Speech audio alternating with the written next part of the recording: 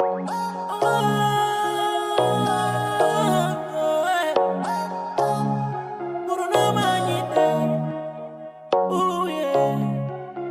corona, stop corona. The ease, the good music. My people are crying. My people are dying. Try to do our best to break this bad disease before it propagates all around the world. Oh Jah, the Almighty, please protect us. Cette pandémie qui n'arrête pas de nous ravager comme des criquets. Prenons nos mesures afin de le stopper. Tous ensemble pour vaincre son combat, c'est possible. Moi tous les Mesdames et messieurs, bonsoir, bienvenue sur Gorel TV, votre télévision qui vous accompagne partout à travers le fleuve de air. Aujourd'hui, votre émission Info Corona a le plaisir de recevoir sur ce plateau M. Ibou Gueye, coordinateur du PASTEF dans le département de Vélingara, les Patriotes. Bonjour M. Gueye. Bonjour M. Balde. Merci d'avoir accepté notre invitation sur ce plateau. C'est moi qui vous remercie. Alors très rapidement, aujourd'hui, 13 juin 2020, sur 1378 tests réalisés, 145 cas sont revenus positifs, dont 99 contacts, 27 importés et 19 issus de la transmission communautaire et 60 décès malheureusement. Alors, au moment où le président de la République, Macky Sall, a fait un assouplissement des mesures, la Covid-19 est en train de prendre l'allure au Sénégal. Alors, quelle est votre lecture sur là-dessus? Alors, notre lecture sur cette affaire, c'est que ça ne nous surprend pas. La maladie est en train d'évoluer. Au moment où nous pensons qu'il allait peut-être corser les mesures, mais il a préféré se relâcher. Et c'est ce qui nous amène aujourd'hui dans ce que nous avons vécu. Par exemple, aujourd'hui, le bilan quotidien, nous avons eu ce que vous avez dit, c'est 147 tests revenus positifs et nous avons eu notre 60e cas de décès. C'est inquiétant. Et avec des cas communautaires qui de plus en plus est en train de grimper. Autre chose qui nous inquiète également, c'est les cas importés. On ne sait pas comment expliquer cela. Parce qu'en réalité, jusque-là, on n'a pas entendu la levée l'ouverture des frontières aériennes. Mais nous comprenons donc il y a des Sénégalais qui ont la possibilité d'aller et venir. En tout cas, il y a des mouvements qui sont... Alors là, un manque de sécurité... Bon, peut-être un laxisme, oui. Voilà, parce qu'on ne peut pas prendre une mesure et ne pas lever cette mesure-là et qu'on nous parle de cas importés. Parce que jusque-là, en tout cas, les frontières n'ont pas encore été ouvertes. Donc, qu'est-ce qui peut expliquer ces cas communautaires, ces cas importés? Autre chose, c'est que le fait que, par exemple, avant, on n'atteignait presque pas la centaine de cas positifs. Aujourd'hui, qu'est-ce qui explique? Moi, je dirais que les chiffres augmentent, en tout cas, par rapport aux tests. Ce n'est pas dû aussi aux multiplications des textes, c'est-à-dire de faire massivement des textes. Est-ce que ce n'est pas aussi ça qui pourrait suffire à cette augmentation du bilan? Peut-être bien, mais on peut dire, par exemple, aujourd'hui, combien de tests ont été réalisés par rapport pour avoir 145? Il y a des périodes, par exemple, antérieures où on effectuait énormément de tests, mais on n'atteignait pas cela. Aujourd'hui, il faut comprendre, aujourd'hui, c'est parce qu'il a reculé, et c'est déplorable qu'un État puisse prendre des mesures et à un certain moment qu'elle puisse retourner en arrière. Parce que quoi? Est-ce que les Sénégalais ne sont pas responsables de ce recul du président de la République? Les pressions, les religieux et d'autres, les partis politiques, tout cela? Justement, c'est pourquoi on élit un gouvernement. Un gouvernement n'est pas là pour tel ou tel produit. Donc on vous élit juste pour assurer la sécurité des Sénégalais, le bien-être des Sénégalais. Il relève de la responsabilité de l'État aujourd'hui de garantir la santé des populations, la sécurité des populations et de leurs biens. Aujourd'hui, il est clair que ces mesures qu'ils ont prises mettent en danger la santé des populations, donc par ricochet leur vie. Et reculer pour des pressions, c'est saper l'autorité de l'État. Aujourd'hui, l'autorité de l'État est remise en cause. Vous ne faites pas partie de cette pression, de ceux qui faisaient cette pression? Non. Le PASTEF? Non, le PASTEF n'a pas toujours eu cette posture-là. Parce que, rappelez-vous, lorsque le président avait pris la première mesure que nous avons jugé nécessaire, c'est-à-dire de ne pas rapatrier les étudiants sénégalais qui étaient à Wuhan. Donc, le PASTEF, à l'époque, avait dit que c'était la bonne mesure. Et nous espérions que le président aille sur cette lancée-là prendre les bonnes mesures pour endiguer et maîtriser la pandémie. Mais malheureusement, qu'est-ce que nous avons vu? Après cette mesure-là, nous attendions par exemple la fermeture des frontières, ce qui a été fait très tardivement, ce qui nous a valu l'introduction du virus au Sénégal. Parce que si cette mesure a été prise très tôt, c'est-à-dire fermer les frontières, pas mettre un dispositif, parce qu'on a vu, c'est ce qu'ils ont dit, on a mis un dispositif à AIBD pour endiguer cette maladie-là. Mais malheureusement, soit c'est le dispositif qui a été défaillant, soit il n'y avait même pas de dispositif. Parce que malgré tout ce qui a été fait, on a pu enregistrer un cas. D'accord. Alors, lors de son dernier message à la nation, le président de la République, Macky Sall, disait que nous devons apprendre à vivre avec le virus. Est-ce qu'aujourd'hui, ce message du président de la République n'est pas vraiment un coup fatal pour la population sénégalaise aujourd'hui? Eh bien, justement, c'est apprendre à vivre avec le virus qui fait que nous avons les chiffres que nous avons aujourd'hui.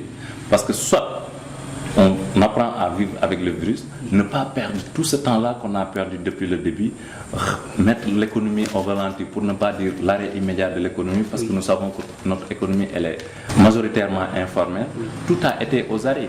Les mesures qui ont été prises tout au début et après 3 mois pour revenir dire prenons à vivre avec le virus, je pense que c'est prendre une mesure, commencer à avoir des résultats et retourner, remettre tout en cause, c'est ce qui nous a valu aujourd'hui. Parce que lorsque les mesures ont été corsées, il nous arrivait d'avoir des chiffres, des chiffres assez moins, en fait, qui revenaient, ça ne pouvait pas manquer.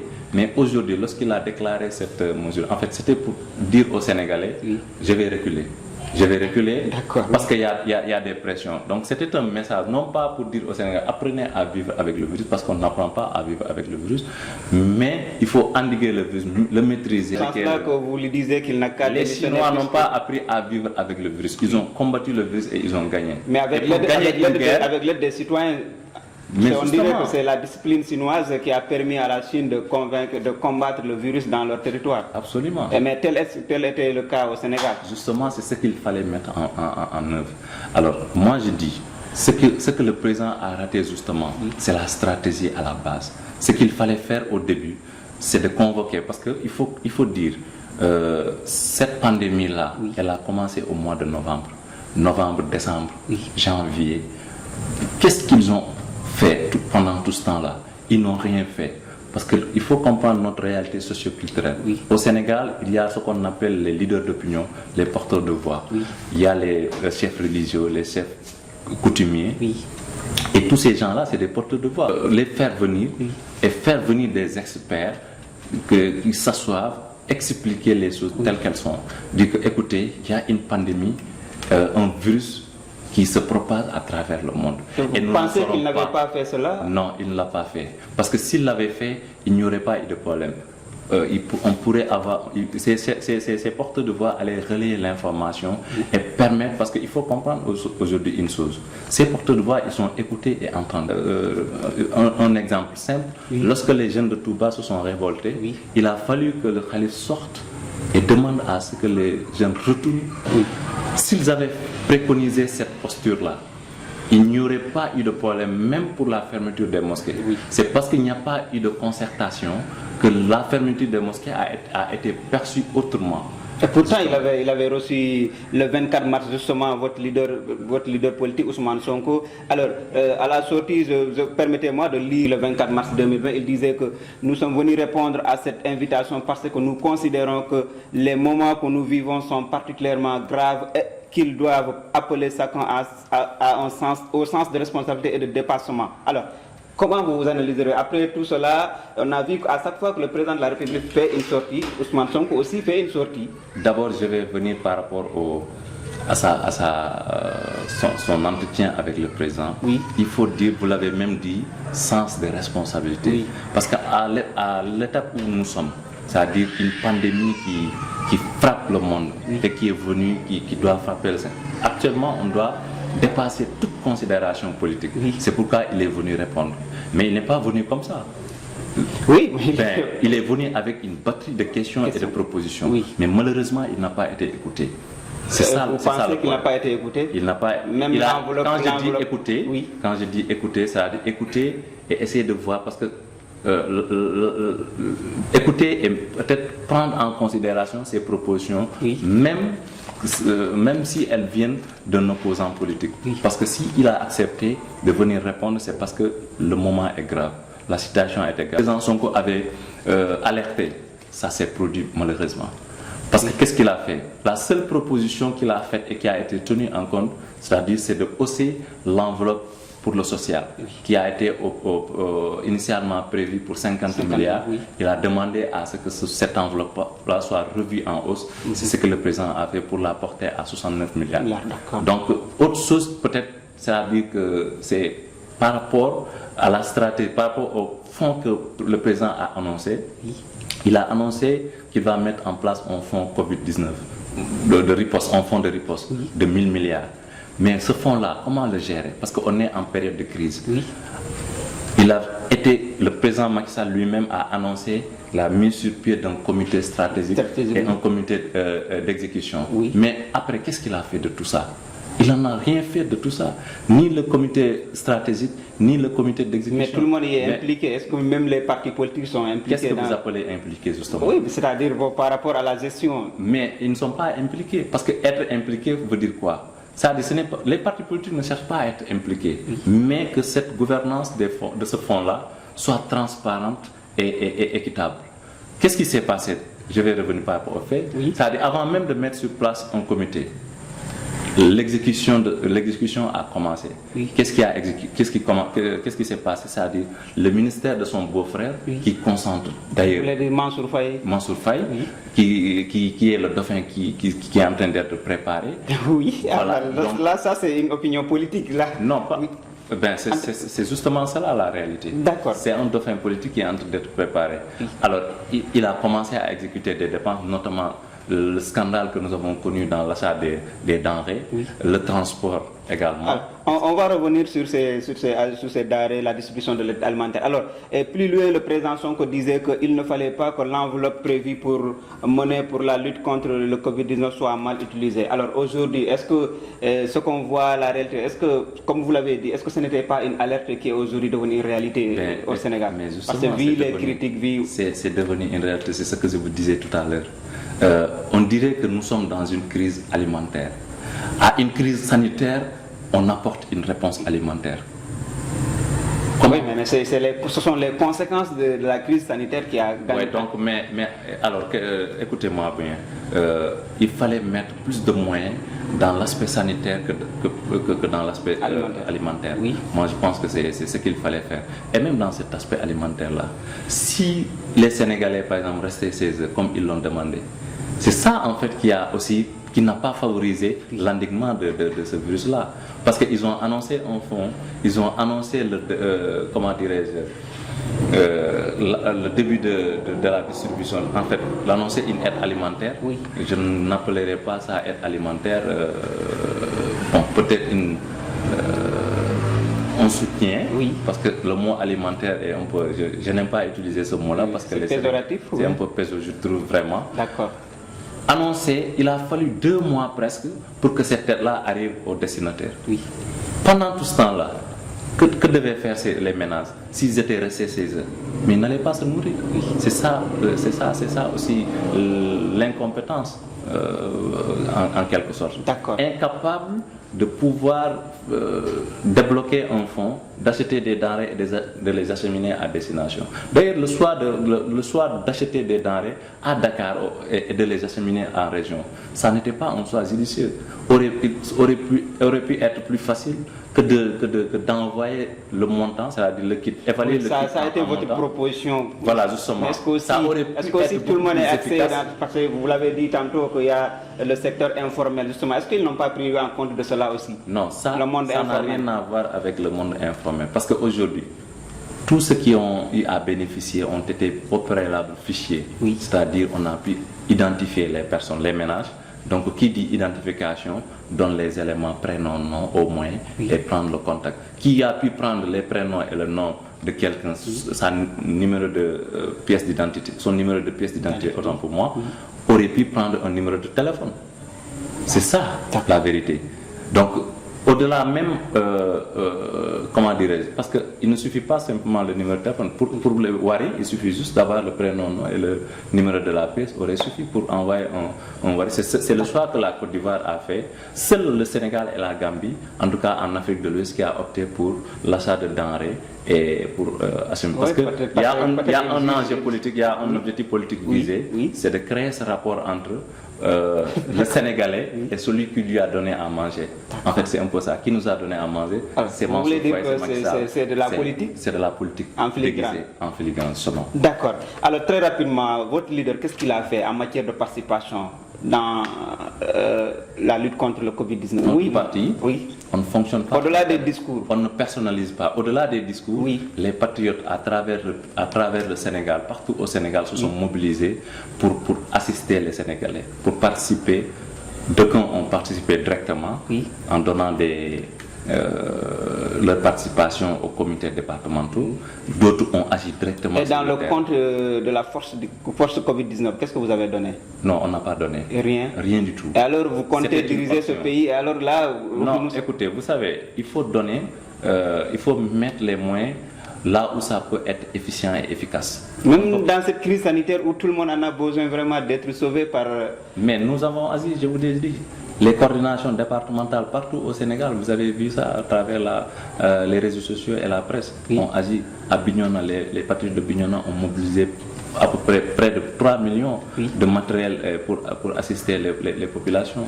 C'est cela qu'il faut faire. Et nous avons agi directement pour remettre ça aux bénéficiaires et non pas participer, donner ça aux comités départementaux. Pourquoi vous n'avez pas confiance en nous ou bien c'est quoi le problème? Non, ne pas avoir confiance, mais aussi il y a également la stratégie. En fait, une question de transparence justement. C'est pas que nous n'avons pas confiance aux personnes, mais il y a des préalables. C'est-à-dire si on avait installé des comités impliquant tous les acteurs de la société. Même comités départementaux dont vous faites allusion. Il y a le pasteur qui est impliqué. Non, on n'est pas impliqué. Si, M. Diaby Fouad, il est dans le comité départemental. Je suis désolé, donc Fouad est allé en son nom personnel. D'accord.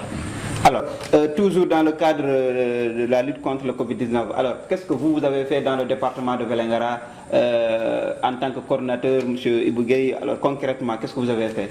Nous, on a été dans la confection de masques et que nous avons distribué à travers nos structures de base, les cellules.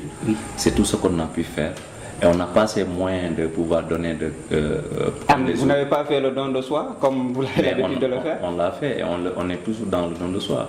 Pas plus que, Inch'Allah, cette semaine-là, et vous savez de quoi je parle, nous serons dans le don de soi en organisant une activité de don de sang. Parce que vous savez, aujourd'hui, les banques de sang sont vides et l'alerte a été lancée par le CNTS, le Centre National de Transfusion Sanguine, et les patriotes sont en train de répondre massivement. Vélingara répondra, Inch'Allah, ce samedi. Voilà. Donc, pour un don de sang qui est un don de soi pour la patrie. Parce que donner de son sang, c'est sauver des vies. D'accord. Mesdames et messieurs, je rappelle que vous suivez votre émission Info Corona. Aujourd'hui, nous avons le plaisir de recevoir sur ce plateau M. Ibougueye, coordinateur du PASTEF départemental de Vélingara. Alors, tantôt vous disiez que, toujours dans le cadre de la lutte contre le Covid-19, aujourd'hui, le peuple sénégalais a mis 1000 milliards entre les mains du président de la République. Vous, je me rappelle que vous avez refusé de voter la loi d'habilitation à son temps. Est-ce qu'aujourd'hui, après le Covid-19, vous exigerez un compte rendu venant du président de la République? Ce n'est pas que nous qui devons exiger un compte rendu, c'est tout le peuple sénégalais qui doit exiger un compte rendu. Et je pense que ça doit être érigé en règle et que ce soit une culture au Sénégal. Mais malheureusement, les Sénégalais, ils vous donnent tout, leurs impôts, leurs moyens, leur administration, leur armée et tout, mais ils ne vous demandent pas des comptes. C'est ce qui se passe même au niveau local. Le Sénégalais, citoyen sénégalais, n'a pas la culture d'exiger des comptes de gestion. Et pourtant, c'est ce qui doit être la règle. Nous avions refusé de voter la loi d'habilitation pour les raisons que vous connaissez. Je pense que ce n'est que le Sénégal qui a demandé une loi d'habilitation. Il n'y avait pas besoin. Il suffisait juste, l'Assemblée pouvait fonctionner. À chaque fois qu'il y a un besoin, Peut-être la politique elle est beaucoup plus difficile au Sénégal qu'ailleurs aussi. Non, non. Parce que vous, votre parti, voilà. Non, c'est pas. Vous êtes tout le temps au créneau. Voilà. Non, pas que nous sommes tout le temps. C'est eux, ils ont la majorité. Quelle loi ils ne peuvent pas faire passer à l'Assemblée? Quel besoin y a-t-il à demander une loi d'habilitation? C'est juste qu'il y a des objectifs inavoués, des intentions. Oui. De détournement surmédiatisé. Oui. Quelle autre dépense savez-vous qui a été faite par rapport à ce fonds-là? Est-ce que vous savez combien de milliards ont été mis pour la santé? Oui, les primes sur des médecins. Non, mais globalement, l'enveloppe pour la santé, je veux dire. Ils n'en parlent pas. Oui. Ils n'en parlent pas. Et c'est ça pourtant la crise. C'est sur cette question que l'accent devrait être mis. Aujourd'hui, allez voir les personnels de santé, dans les conditions dans lesquelles ils travaillent, c'est lamentable. On a des amis, on a des parents qui sont... Mais les conditions sont terribles. Pourquoi le gouvernement ou le président même, il n'est jamais parti au front? C'est-à-dire aller rendre visite le personnel médical au lieu de service. Comme Macron l'a fait un peu partout, vous voyez les politiques qui descendent. Mais il l'avait fait à CTO, à Grand Yoff. Non, c'était une mascarade. Là-bas, c'est quoi? C'était un service qui était en construction, qui était en train d'être réceptionné. Est-ce que vous avez vu un malade? Est-ce que vous avez vu professeur Seydi là-bas? Le centre, c'est où? C'est pas à CTO, c'est à FAN. À FAN, oui. Eh bien, pourquoi ne pas aller à FAN? C'est juste pour vous dire, nous avons des gouvernants inconscients. Ils peuvent être là, dire oui, les moyens, le personnel de santé, vous êtes là. Mais en réalité, aurait pu être plus motivant pour le personnel de santé et même pour les malades que le président de la République descende sur le terrain. Cela enseigne quoi? Cela veut dire que nous n'avons pas un système de santé. Aujourd'hui, c'est quoi? Ils n'ont même pas aujourd'hui, si le président devait aller, un dispositif permettant au président de pouvoir y aller et sans risquer, sans ne rien risquer. Vous avez vu Macron par exemple, on l'a mis dans une combinaison qui lui permet de venir voir le personnel médical, quelquefois même parler avec des malades. Ça peut remonter le monde parce que pour lutter contre une maladie, il n'y a pas que l'aspect médical, il y a l'aspect psychologique également. D'accord. Alors toujours au niveau local, tantôt vous parlez de la transparence, des comptes rendus même au niveau local. Aujourd'hui, on voit que dans cette période de crise, certaines autorités politiques se permettent de faire tout, c'est-à-dire on voit que acheter des motos donnant aux chefs de quartier. Est-ce qu'on en a besoin ça dans cette période de guerre contre le Covid-19? Est-ce qu'une moto donnée à un chef de quartier et à d'autres jeunes, parce qu'on en a vu, oui, en quoi cela peut entrer dans le cadre de la lutte contre le Covid? Mais c'est juste une politique déguisée, c'est juste des achats de conscience qui ne dit pas son nom. Parce qu'en réalité, comme on le dit, les chefs de quartier, ils sont apolitiques, mais bon, façon peut-être de les impliquer, de les attirer. Et ça va me permettre même d'aller au-delà, pour avoir entendu par exemple le chef de cabinet, parce qu'eux, ils sont dans la préparation des locales déjà, même dans le cadre de cette lutte-là. Parce que toutes les actions qu'ils posent, c'est pour une visée politique. Pas plus que récemment, le chef de cabinet du maire qui a dit, et ce qui est grave ici, que le FERA, le projet FERA, a des objectifs purement politiques. Il dit qu'on ne met pas de gants pour le dire. Nous avons convoqué une rencontre, mais tout ce qu'on va recruter, ce sera sur la base de considérations politiques. Ce recrutement qui est déjà critiqué, voilà, par une communauté qui dit, voilà. Ça c'est autre chose. Et je pense également c'est une analyse que j'ai bien appréciée, parce qu'à tout point de vue, c'est une communauté très lésée. Et or, quand on administre une communauté, une commune, il n'y a pas de différence à faire, même ceux qui ne sont pas tes partisans, parce qu'il n'y a pas que tes partisans qui sont des administrés de ta commune. Et ce que je dis, ce que le chef de cabinet a dit, c'est une rupture d'égalité devant. Il pourrait le signer s'il n'était pas maire. Il l'a signé au nom d'une collectivité territoriale, donc qui est alimentée par le contribuable de cette communauté-là, donc du pays de façon globale. Et pour recruter des gens il faut des considérations politiques. Je pense que c'est une rupture d'égalité devant les charges publiques et ce qui est très condamnable et déplorable. D'accord. Par rapport à la distribution de l'aide alimentaire ici à Vélingara, ça cause beaucoup de problèmes dans les quartiers. D'autres disent que le recensement a été fait de manière par le clientélisme politique. Si vous n'êtes pas dans le camp du maire, vous ne serez pas un bénéficiaire. Vous, quel est votre regard, vous les patriotes? Est-ce que, toujours vous connaissant dans la transparence, est-ce que vous avez eu à dénoncer cela ici à Vélingara? Bon, nous constatons, mais bon, peut-être c'est vous qui nous donnez l'occasion peut-être de dénoncer. Parce qu'il faut dire que quels sont les soubassements pour le recrutement? C'est d'abord la bourse. Oui. Et nous tous nous savons au départ cette bourse-là, comment elle a été gérée. Oui, au niveau national, au niveau local, je veux dire le recrutement, le processus de recrutement. D'accord. Donc le processus de recrutement, qu'est-ce que vous constatez? Ceux qui sont chargés de recruter ou bien qui sont proches du camp, vous voyez dans une famille qui n'est même pas nécessiteuse, vous voyez, voilà. Parce que l'esprit même de cette bourse-là, elle est faussée. Parce que cette bourse, elle a été primo destinée aux familles qui ont des enfants en âge d'aller à l'école. C'était pour promouvoir et mettre les enfants dans des familles diminuées, dans des conditions optimales d'apprentissage et de réussite scolaire. C'était l'idée. Mais elle a malheureusement été politisée parce que nous voyons, qu'est-ce que nous voyons? C'est sur la base de considérations politiques, comme il l'a dit, j'emprunte ces mots. Oui. Et ceux qui sont chargés de faire le recrutement, ou bien quelquefois certains leaders, en fait, je ne dirais pas lieutenants du maire, vous voyez, ils sont bénéficiaires dans leur famille, c'est 3, 4, 5 personnes qui bénéficient. Il paraît quand même qu'il y a des enseignants, des fonctionnaires qui figurent dans ce recensement. Pendant justement que d'autres ménages qui n'ont ni fonctionnaire, ni rien du tout, aucun employé de la maison, n'en bénéficient pas. C'est ça l'injustice et les incohérences de cette distribution alimentaire. D'accord. Monsieur Ibougué, on était la date prévue pour retourner dans les salles de classe. Malheureusement, tel n'était pas le cas. Alors, sommes-nous pas dans le tâtonnement, ou bien vous, comment vous voyez aussi cette décision du président de la République en quelque sorte à la veille de la rentrée? Le tâtonnement, mais je dirais il y a un peu une part d'incompétence.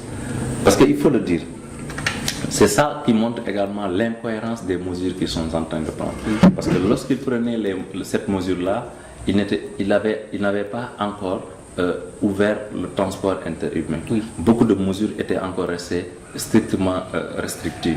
Pourquoi prendre cette mesure pendant que la maladie, elle évolue? Lorsqu'ils fermaient les écoles et les universités et les lieux publics, on était à moins de 10 décès. Moins de 10 cas, je dirais. 10 cas, oui. Moins de 10 cas. Aucun décès. 0 décès, moins de 10 cas. Oui. Vous prenez la mesure de fermer.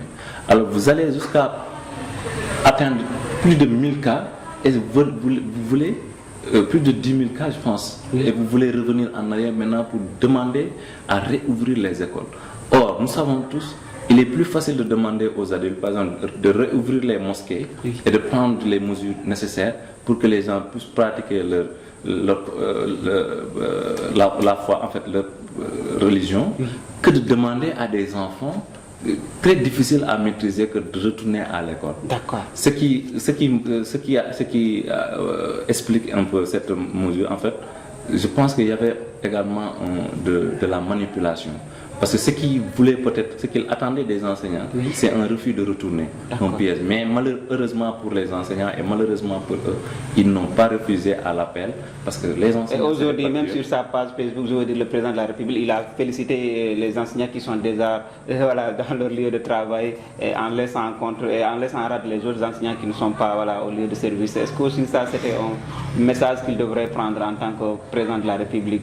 Bon, c'est juste pour dire, c'est un avocat, quand il dit les enseignants qui sont déjà sur le lieu de travail, c'est qu'il y en a d'autres qui n'y sont pas. Pourquoi ils n'y sont pas?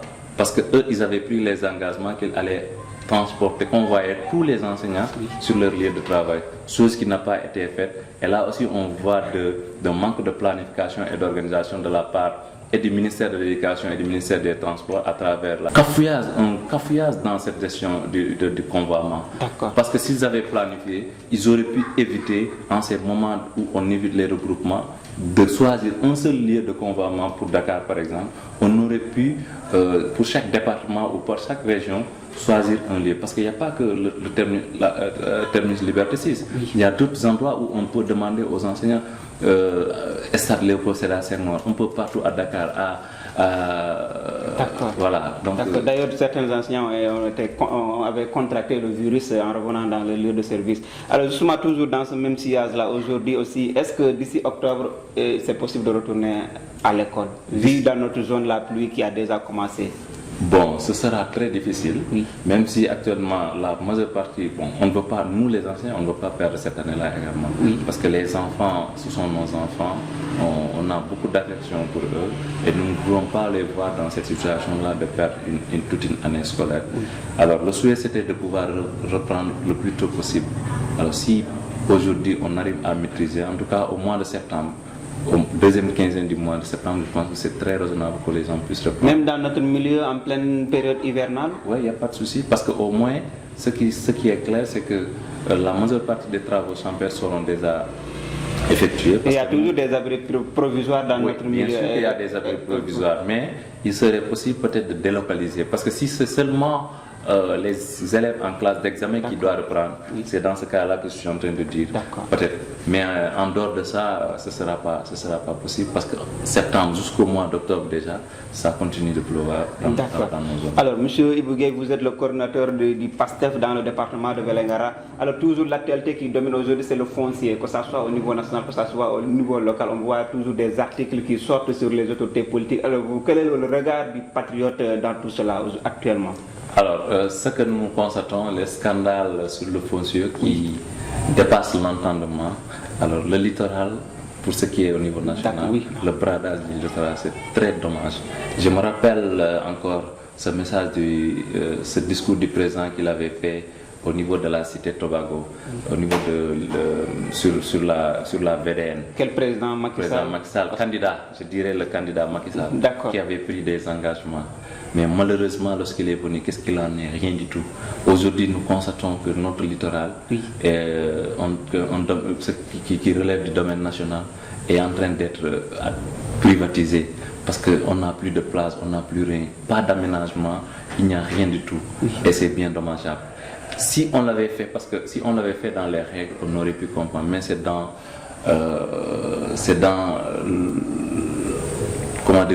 l'infraction. Ils ne respectent pas les lois de ce pays-là. C'est des hors-la-loi et qui s'enrichissent sur le dos des Sénégalais. D'ailleurs, Madiambal Diagne disait que ce régime est pire que celui d'Abdoulaye Wade à son temps. Aujourd'hui, Madiambal n'a pas à dire quelque chose sur ce, parce que lui-même est bénéficiaire justement de ces largesses. Aussi bien du pouvoir d'antan que ce pouvoir-là en place. D'accord. Alors, comment vous voyez à chaque fois qu'un élément du PASTEF fait une sortie contre le président de la République, surtout les administrateurs, il est limogé ou il est sanctionné? Parce qu'il n'y a pas longtemps, Moussa Sow, le coordinateur des jeunes républicains, disait qu'on doit sanctionner. Je pense bien que c'est M.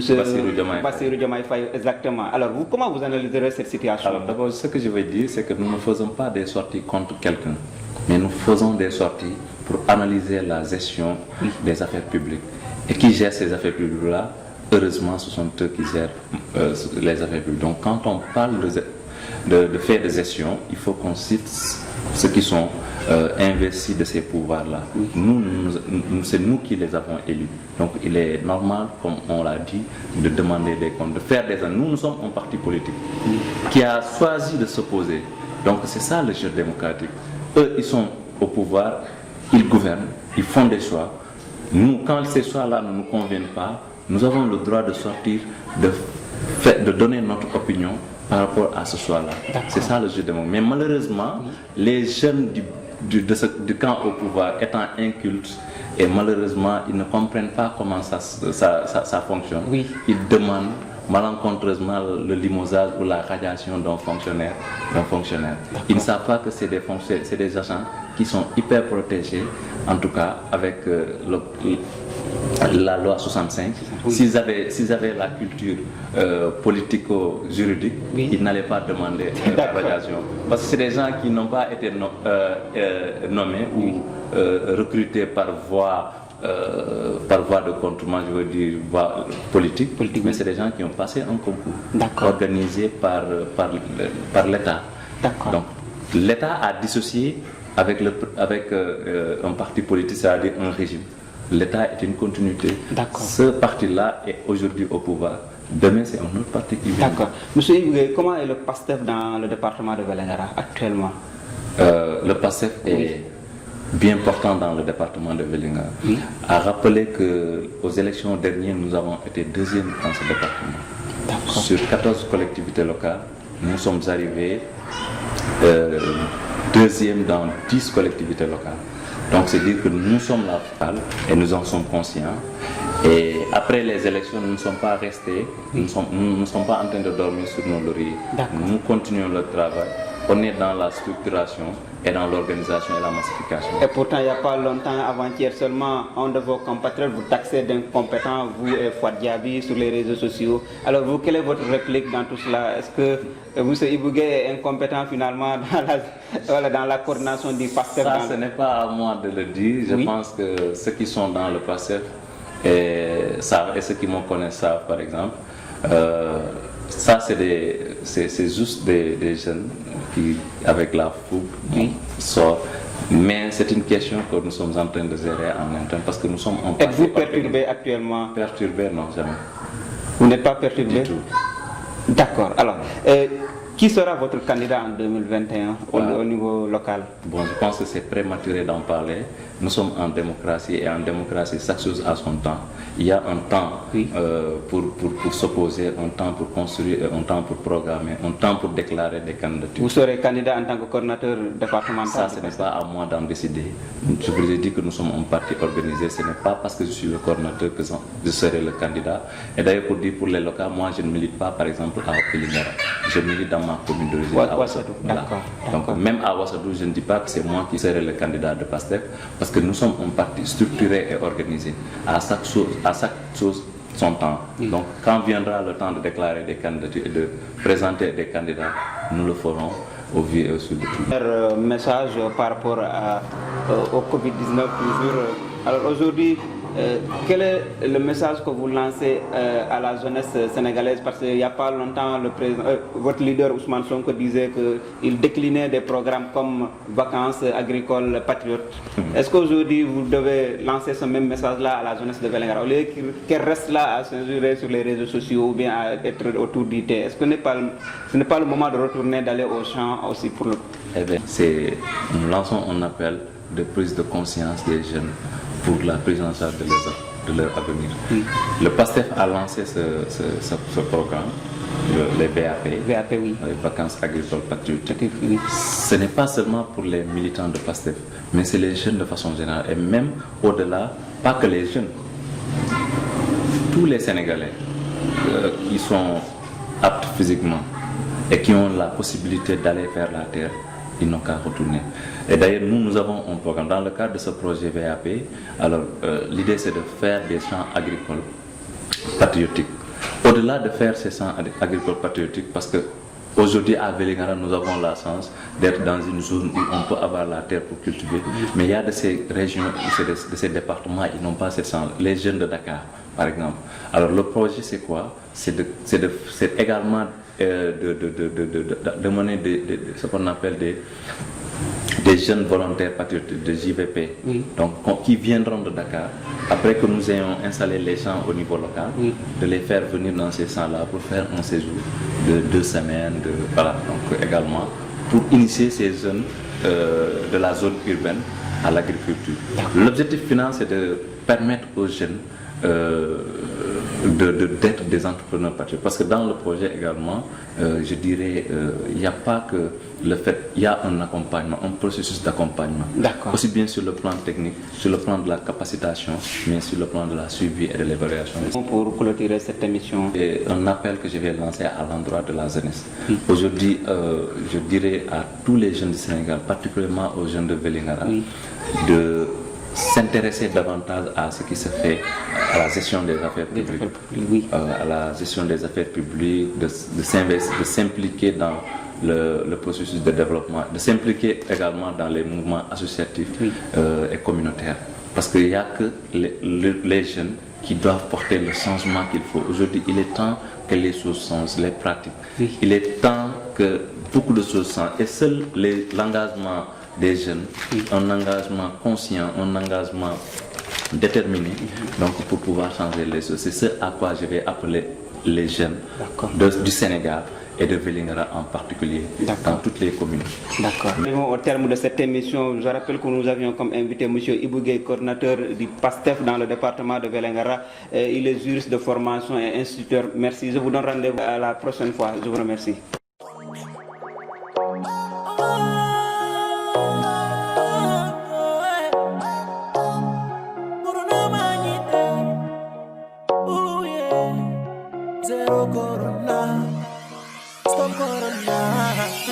The East, the good music. My people are crying. My people are dying. Try to do our best to break this bad disease before it propagates all around the world. Oh Jah, the Almighty, please protect us. Cette pandémie qui n'arrête pas de nous ravager comme des criquets. Prenons nos mesures afin de le stopper. Tous ensemble pour vaincre son combat, c'est possible. Moi et tout